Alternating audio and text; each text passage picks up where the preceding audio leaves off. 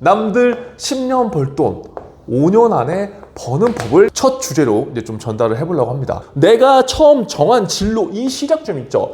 이 시작점에서 뭔가 끝을 봐야 된다는 그 생각이 굉장히 강해요. 물론 제가 여러분들한테 금융권을 추천해 드리는 이유가 있어요. 왜냐? 기막힌 한 가지가 끼어져 있습니다. 웬만한 금융권은 나와요. 요즘에 이런 얘기를 많이 듣습니다. 제가 커리어 PT에서도 많은 이제 질문들을 받다 보면은 중대장님, 저 문과라서 저 완전 인생 망한 것 같아요. 이런 얘기 굉장히 많이 듣거든요. 그런데 이 얘기가 요즘에만 나온 게 아니라 이전에 제가 취업 준비를 할 때도 사실 나왔던 이야기예요. 그런데 여러분 잘 생각해 보세요. 지금 여러분들이 문과라서 망한 건가요? 이공계여도 망하는 친구들이 많아요. 문과라서 망하는 것도 아니고요. 이공계라서 망하는 것도 아니라고요. 현실을 정확하게 알고 준비를 해야 됩니다. 오늘 파이낸스 PT의 첫 주제는요, 이겁니다. 남들 10년 벌 돈 5년 안에 버는 법을 첫 주제로 이제 좀 전달을 해보려고 합니다. 파이낸스 PT는요, 커리어 PT에서 한 번 더 들어간 거예요. 커리어 PT에서 한 번 더 들어가서 금융권에 대해서, 금융산업에 대해서 조금 더 내가 1%라도 관심이 있다라고 한다면 이 파이낸스 PT에 나오는 이 10개 업로드 되는 영상들 있죠. 이걸 잘 보시면 여러분들 충분히 이렇게 인생을 뒤집을 수 있습니다. 자, 그러면 왜 제가 이런 얘기를 했냐? 사실 우리들 누구나 이 가슴속으로 어떤 생각을 갖고 있어요? 여러분들 첫 취업 준비를 할 때 저는 연봉 3천만 원, 연봉 2천만 원 기업 들어갈 거예요. 여러분들이 생각해요? 아니죠. 아니잖아요. 그러면 어느 기업 정도로 생각해요? 적어도 이 영상을 시청하는 생존이들은 금융권, 대기업 그 이상을 생각하는 친구들이 많을 거란 말이에요. 자, 그렇다고 한다면 우리가 가장 빨리 남들 10년 벌 돈 5년 안에 버는 법을 가장 빨리 달성하기 위한 좋은 방법은요, 이건 뭐 재테크가 아닙니다. 우리 취업의 관점에서 보는 거예요. 인생의 첫 시작점 있죠. 이 첫 시작점을 다양한 갈래에서 이제 첫 시작이 시작되잖아요. 이 첫 시작에서 그래도 조금 더 높은 곳에서 시작을 하는 게 이렇게 될 확률이 조금 더 높더라고요. 저는 개인적으로는 중소기업, 중견기업 다 괜찮다고 봅니다. 하지만 이 알고리즘의 특성상 그리고 대기업과 금융권 그 이상을 생각하는 생존이들한테 현실적인 얘기를 조금 더 해드리고 조금 더 동기부여되는 이야기를 하기 위해서 파이낸스 PT에서 이제 얘기를 해보려고 합니다. 저는요, 여러분들한테 적극적으로 저는 금융권을 지원을 하라고 합니다. 그러면 왜 면접 중대장이 그렇게 금융권에 대해서 지원을 해보라고 하는지 한번 제 얘기를 그냥 편안하게 들어주세요. 지금 여러분들의 상황을 다 잊어주세요. 여러분들이 만약에 지금 공기업을 준비하고 있어, 나 공무원을 준비하고 있어, 나 금융권과 전혀 상관없는 곳을 지원하고 있어, 전혀 상관이 없습니다. 일단 20대, 30대다. 그리고 지금 취업 준비를 조금이라도 하려고 한다. 그리고 지금 뭔가를 진행했는데 생각대로 결과가 되지 않는다고 한다면 이 알고리즘이 여러분들을 위해서 지금 뜬 거라고요. 그래서 이 얘기를 들어보시고 그 다음을 생각해 보셔도 늦지 않다는 겁니다. 저는 왜 여러분들한테 금융권 취업을 먼저 좀 준비를 해보라고 하냐. 첫 번째 솔직한 이유를 말씀드릴게요. 이건 뭐 학원에서 수업하듯이 하는 게 아니라 정말 우리 생존이들을 위해서 제가 느낀 솔직한 이야기들을 10편으로 담아보려고 합니다. 자, 첫 번째, 저는 그런 것 같아요. 첫 시작의 격차라고 제가 적어놨어요. 무슨 말이냐? 물론 금융권이 아니라 여러분들 다른 기업을 가도 됩니다. 하지만 우리들 대부분은요, 첫 취업 준비를 할 때 뭘 제일 신경 써요? 여러분, 첫 번째 돈이에요. 돈. 그래 안 그래요? 그래 안 그래요? 그쵸? 저도 그랬고 지금 저희와 함께한 커리어 PT에서 함께한 수많은 생존이들의 이야기들을 들어봐도요, 직장을 선택할 때 첫 번째 기준은 돈입니다. 근데 그 돈을 사실 가장 많이 주는 게 금융권이어서 금융권 취업을 시작하려고 하는 친구들이 많아요.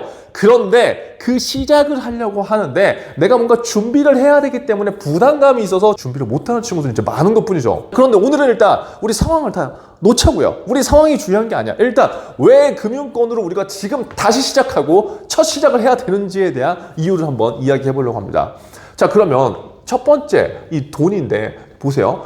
예를 들어서 제가 이제 자료를 한번 찾아봤거든요. 25년 기준으로 기업은행, 중소기업은행의 신입 평균 연봉이 여러분 5,500만 원이에요. 일단 금융권의 스펙트럼도 굉장히 넓은데 우리는 먼저 은행 기준으로 좀 볼게요. 왜냐면 은행이 그래도 여러분들이 가장 문이 넓다고 저는 생각하기 때문에 은행 기준으로 보되 각각의 상황에 따라서 제가 설명을 좀 다르게 드릴게요. 자, 먼저 기업은행이 사실은 은행 중에서 연봉을 엄청 제일 많이 주는 은행은 또 아니거든요. 근데 신입 평균 연봉이 지금 5,500만 원이었어요. 근데 여러분 보세요. 첫 시작이 격차. 무슨 말이냐? 예를 들어서 우리가 중소기업에 간다고 했을 때 한번 보자고요. 중소기업 평균 연봉이 23년 자료로 제가 찾아보니까 한 2,800만 원 정도 됐던 것 같아요. 23년도에. 근데 우리가 뭐 이 정도까지 올라가지 않았을 거지만 그냥 2년 정도 지났다고 생각하고 그냥 3,500만 원으로 한번 계산을 그냥 해보자고요. 그냥 아시겠죠? 내가 뭐 인서울도 나오고 학점도 뭐 어느 정도 받고 대외 활동들도 막 했다고 이제 가정을 해볼게요. 그런데 누구는 시작을 어찌저찌 해서 예를 들어서 이 기업에 이 땡땡 은행으로 가서 5,500만 원을 받아요. 누구는 뭔가 잘 되지 않아서 중소기업에 가서 2,800만 원, 3,500만 원을 받아요. 그럼 이 둘의 갭 차이가 어느 정도 돼요? 2천만 원 정도 되죠. 2천만 원. 만약에 이 2천만 원이 사실은 제가 살아보니까 이 2천만 원을 뒤집을 수도 있어요. 중소기업 가서 남들보다 더 열심히 살고 재테크 잘하면 이거 충분히 뛰어넘는 분들도 많거든요. 그런데 우리 채널의 일단 취지와 목적은 재테크 채널이 아니다 보니까 제가 좀 현실적인 이야기를 조금 더 해볼게요. 자, 그러면 중소기업과 대기업 차이가 지금 한 2천만 원 정도 된다고 했어요. 그럼 1년에 여러분들 2천만 원 차이면 만약에 10년이 된다. 어떻게 돼요? 2억. 20년이 된다. 4억이에요. 그냥 산술적으로만 보자고요. 뭐 물가 상승률, 저축률 이런 거 다 계산하지 말고. 자, 그런데 요것도 사실 진짜 정확한 게 아니죠. 그냥 표면적으로 4억인 거지. 사실 중소기업과 대기업은 어떻게 돼요? 가면 갈수록 격차가 쭉쭉쭉쭉쭉쭉 더 벌어지죠. 그쵸? 직급이 높을수록 그러면 이게 나중에 4억이 아니라 훨씬 더 이상 8억에서 10억까지 될 확률이 굉장히 높다는 거예요. 중량님, 어떻게 그렇게 잔인하게 돈 얘기만 해요? 미안해. 돈이 진짜 중요하잖아. 제가 살아보니까 돈이 진짜 중요하더라고요. 그런데 누군가는 나는 처음부터 공무원을 준비해왔으니까 라는 생각으로 다른 곳을 보지 못하는 친구들이 많아요. 나는 그냥 금융 공기업을 준비했으니까 이렇게 하면서 프레임이 그냥 거기만 보는 친구들 많고요. 저는 전문직을 준비했어요 라고 하면서 그 길만 보는 친구들이 굉장히 많아요. 제가 이걸 어떻게 아느냐. 저희 어린이를 체인지에서 약 지금 통계를 보니까 약 9,200명 정도가 저희가 함께하는 프로그램들을 한 번씩 이렇게 활용해 본 경험이 있더라고요. 자, 그 데이터들을 제가 이번에 보면서 느낀 거 굉장히 다양한 상황에 있는 친구들이 굉장히 많다는 거예요. 그런데 그 친구들의 대부분 첫 시작은 내가 처음 정한 진로 이 시작점 있죠. 이 시작점에서 뭔가 끝을 봐야 된다는 그 생각이 굉장히 강해요. 물론 그게 맞을 수도 있습니다. 그런데 처음 시작은 그게 아니었지만 어찌저찌 된 이유로 저를 한 중간쯤에 만난 친구들도 있어요. 그래서 아까 말씀드렸던 전문직을 하다가 금융권으로 간 친구들도 있고요. 선생님 준비를 하다가 금융권에 간 친구들도 있고요. 선생님을 하다가 금융권에 간 친구들도 있고요. 이공계를 졸업하고 금융권에 간 친구들도 있고요. 너무나 종류가 많다는 거예요. 그래서 제가 여러분들한테 말씀드리고 싶은 거는 오늘은 한번 느껴보자는 거예요. 지금 내가 갈 수 있을지 없을지, 나 전공인이 아니니 그걸 따지는 게 아니라 그래, 내가 중소기업과 뭐 대기업을 가는 것과 금융권을 가는 것과 어떠한 차이가 있는지를 우리가 한번 느껴보자는 거죠. 숫자로. 사실은 이 차이가 훨씬 더 벌어질 수밖에 없습니다. 그래서 저는 여러분들이 제가 만약에 다시 돌아가라고 한다면 저도 이렇게 다시 준비를 할 것 같아요. 저도 사실. 그래서 이 영상을 보는 여러분들이 다시 뭔가를 시작할 때 오늘 내용이 좀 도움이 좀 됐으면 좋겠습니다. 그래서 첫 번째는 왜 여러분들이 금융권을 가야 되느냐? 첫 시작이 벌어진다니까. 이게 처음만 벌어지는 게 아니라 가면 갈수록 쭉쭉 벌어지기 때문에 나중에 굉장히 힘들다. 자, 두 번째, 제가 여러분들한테 금융권을 추천해 드리는 이유가 있어요. 왜냐? 환경이 사람을 만든다. 이거 제가 제일 중요하게 생각하는 말이죠. 어린이를 체인지에 있는 모든 프로그램은 환경입니다. 환경. 이게 뭐냐? 물론 대기업에서도 충분히 훌륭한 환경을 우리가 따라갈 수도 있고, 그리고 중소기업에서도 좋은 분들을 충분히 만날 수 있어요. 그런데 제가 봤더니 그래도 금융권에서 일하는 그러한 분들 있죠. 이거는 임직원이 될 수도 있고요.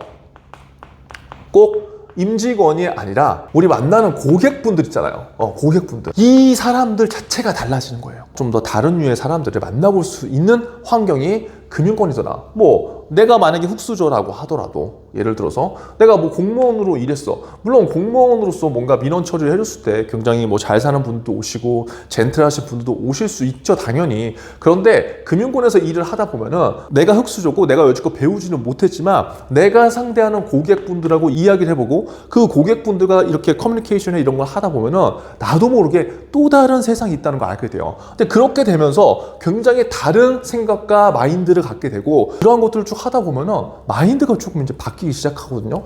저는 금융권에서 굉장히 좋은 것 중에 하나가 이제 이런 거더라고요. 물론 모든 사람들이 다 좋은 건 아닙니다.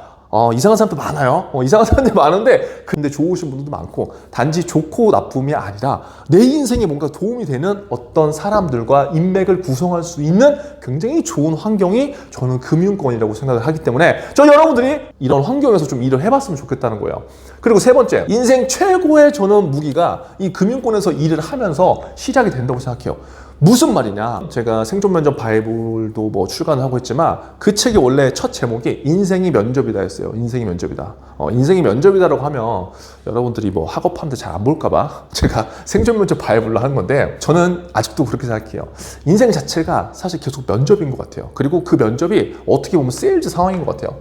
오늘 제 영상도 제가 이렇게 파이낸스 피트, 커리어 피트를 다시 하는 것도 저도 어떻게 보면 이제 세일즈를 제대로 하기 위해서 여러분들한테 설득을 하는 하나의 과정이겠죠, 사실은. 그렇죠?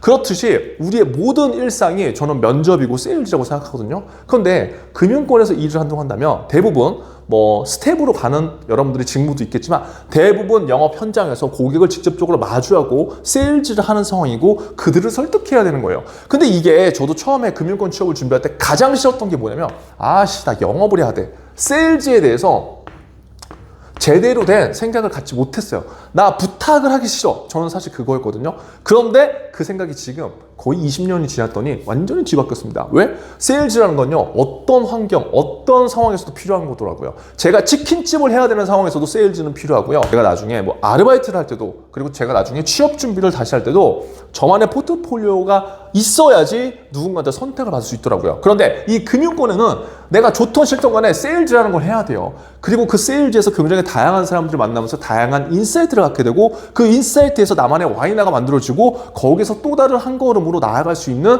그러한 선택과 결정을 할 수 있는 힘이 생기는 공간이 저는 금융권이라고 생각합니다. 그래서 이 영상을 여러분들이 시청하시고 중장님 저는 세일즈 별론데요. 그럼 가지 마세요. 그러면. 왜냐면 금융권에서 아무리 여러분들이 똑똑하다고 하더라도 여러분들한테 그냥 펜대 돌리면서 앉아서 뭐 결제 서류 그런 거 없단 말이에요. 그런 로망을 버려요. 무조건 처음에는 영업을 해야 되기 때문에 영업에 맞지 않는다, 영업을 하기 싫다, 그러면 저는 안 가는 게 낫다고 봅니다. 왜요? 서로 힘든 거니까. 그래서 제가 봤을 때 나중에 긴 인생을 보더라도 금융권에서 일을 하게 된다면 이 세일즈 역량 그리고 사람과 티키타카 하는 방법들이 나중에 내가 일을 할 때뿐만 아니라 나중에 인생을 살면서도 굉장히 도움이 되더라. 그래서 저는 여러분들한테 추천하는 거고요. 그리고 네 번째는 돈에 대한 감각이에요.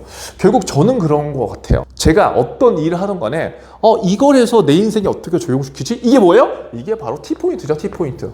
이게 T포인트입니다. 이걸 해서 내 인생에 어떻게 적용시키지라고 했을 때 결국 금융이라는 거는 여러분 우리가 알던 모르던 좋던 싫던 계속 우리 인생에서 활용해야 되는 겁니다. 근데 그러한 카테고리가 내 직무와 연결이 돼 있던 건다면 좋던 싫던 간에 내가 또 알아보려고 하겠죠. 그리고 그걸 통해서 내가 자연스럽게 공부를 할 수 있고 이걸 내 생활에 적용을 해볼 수도 있겠죠. 그래서 저는 어차피 해야 되는 공부고 어차피 소비해야 되는 시간이고 어차피 뭔가 해야 된다면 저는 금융권에서 시작을 해보는 게 저는 좋다는 겁니다. 마지막 다섯 번째는 이거예요. 심리적 안정과 자존감. 여러분들 대부분 금융권 취업을 하려고 하는 이유는 뭐예요? 그렇죠. 남들한테 약간 어깨뽕이 올라가는 그런 사회적 지위. 여기 없네. 사회적 지위. 그 사회적 지위를 통해서 심리적 안정감. 그리고 나도 모르게 어깨가 이제 넓어지는 이러한 느낌들을 또 받으려고 할 거란 말이에요. 그래서 금융권을 희망하는 경우가 많은데 금융권이라는 것 자체가 저는 굉장히 좋은 것 같아요. 지금 결국 우리가 먹고 살이지면 사실 정답이 없잖아요. 그렇죠? 그 정답은 없는데 지금 우리가 살다 보면 타인을 의식을 안 할 수가 없어요. 그 타인을 의식하라는 게 아니라 결국 우리가 직업을 선택할 때 굉장히 많은 것들을 고려해야 되는데 그 중에 굉장히 중요한 것이 해결될 수 있다. 그래서 오늘 제가 여러분들한테 말씀드린 이 5가지 말고도 굉장히 훨씬 더 많아요. 그런데 일단은 이 알고리즘이 떴다는 거는 여러분들이 지금 취업에 있어서 조금이라도 고민했기 때문에 이게 떴을 거거든요. 이 내용 한번 살펴보시면서 나 금융권 취업 준비할까? 바로 이렇게 들어가는 게 아니라 조금 생각을 넓혀보시고 그 다음 영상 그리고 10개의 영상을 순차적으로 한번 보시면서 실행을 한번 해보세요. 그러면 여러분들이 시작을 할 수 있는지 없는지 정도는 분명하게 판가름 날 수 있을 겁니다. 마지막으로 제가 하나를 더 말씀드리면 사실 여기에 기막힌 한 가지가 껴져 있습니다. 뭐냐? 웬만한 금융권은 여러분 명예퇴직금이라는 게 나와요. 명퇴금. 이게 여러분 한번 지금 뉴스 찾아보세요. 얼마 정도가 나오나? 한 평균 20년, 30년 일하면 얼마 정도가 나오는지 찾아보세요. 여러분들 지금 내가 저 준하님 저 공무원 되기 위해서 1, 2년 공부했어요. 오케이 인정. 저 공기업 들어가기 위해서 공부했어요. 오케이 인정. 전문직 가기 위해서 노력했어요. 오케이 인정한단 말이에요. 결국 이러한 것들이 우리가 뭘 하기 위해서요? 잘 먹고 잘 살기 위해서다. 누군가한테는 돈이 최고의 선택지가 아닐 수 있지만 누군가한테는 이러한 것들이 이제 숫자적으로 보면은 굉장히 큰 동기부여가 될 수 있거든요. 그래서 오늘 제가 말씀드린 요 5가지 플러스 알파 요거를 잘 생각해 보셔서 여러분들 현 상황에 전혀 상관없이 나도 할 수 있어 라는 생각을 한번 가져보시면 도움이 될 것 같습니다. 지금 이 영상을 시청하고 가장 중요한 건 여러분들 뭘까요? 내가 될까 안 될까? 내가 할 수 있을까 없을까? 그걸 고민하는 게 아니라 실제 금융권의 현직자들이 어떠한 생각을 갖고 있는지 어떻게 준비를 했는지 내가 과연 가능할지를 간접적으로 여러분들이 확인해 보는 게 가장 중요하겠죠. 그런데 여러분 그런 자료가 있습니까? 없잖아요. 맨날 찌라시만 보잖아요. 그래서 여러분들을 위해서 4,000명의 금융인이 읽은 바이블을 저희가 무료로 제공을 지금 해드리고 있습니다. 고정 댓글 참고하셔서 신청을 해보시고요. 자, 여러분들 영상 보고 끝내면 안 됩니다. 자, 여러분 영상 보고 끝내면 절대 안 되고요. 오늘 딱 2가지만 하세요. 첫 번째, 여러분들이 가고 싶은 혹시 금융권은 어느 곳일지 그걸 한번 적어보세요. 만약에 없으면 지금 없어 몰라 그렇게 적으셔도 됩니다. 그리고 2번째, 여러분들이 받고 싶은 연봉은 얼마인지 옆에다가 같이 이렇게 댓글로 남겨보세요. 여러분들 이 행동을 꼭 해야 돼요. 이렇게 적는 순간요, 여러분들 뇌는요 목표를 인식하고 움직여요. 여러분들 이렇게 댓글을 남겨보시면 제가 이 내용들을 확인해서 그 관련된 가이드를 한번 좀 드려보도록 하겠습니다. 오늘 영상 시청하고 여러분들 이런 고민이 있을 거예요. 금융권? 근데 금융권이라고 해서 다 은행만 있는 건 아닌 것 같은데 나한테 맞는 곳은 어디야? 이런 생각을 갖고 있는 생존이들이 분명히 있을 거거든요. 다음 영상에서는 이 금융권에 대한 종류를 조금 제가 좀 풀어드릴게요. 그리고 몇 가지의 금융기관들의 성향과 역할을 한번 보면서 나와 맞는 결의 금융권이 어딘지 그걸 한번 같이 찾아보는 시간을 갖도록 하겠습니다. 영상 봐주셔서 감사합니다. 오늘도 생존하세요.